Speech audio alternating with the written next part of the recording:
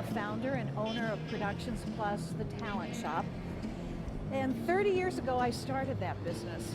And I started it with an idea of really revolutionizing the auto show, because before they were just models. The common question around the auto show public days is, do you come with a car? You're always going to get, do you come with the car? And it just is. And most of the time it's because guys have to go to the show and they have to say that in front of their friends.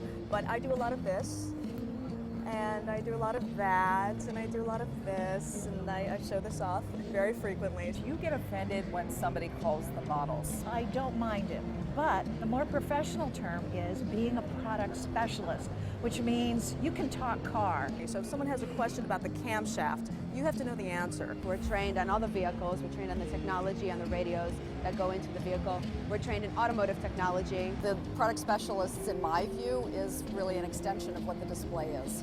Scion is a younger demographic, so we've chosen theory for them to wear, and they're wearing shirt dresses in a polished cotton for a little bit of a more casual look. We selected this dress because it was professional, and yet it was still feminine. It stood out, and it actually does flatter all 50 of our bodies. What's the hardest thing about what you do? The hardest thing would be the heels.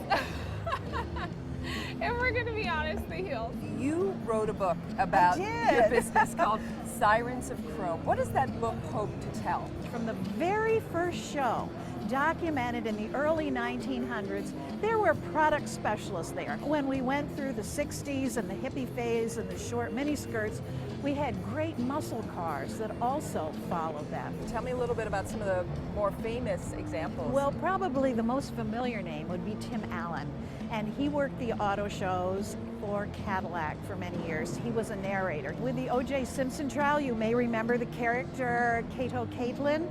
He worked the auto shows also as not as a product specialist, but as a specialty act.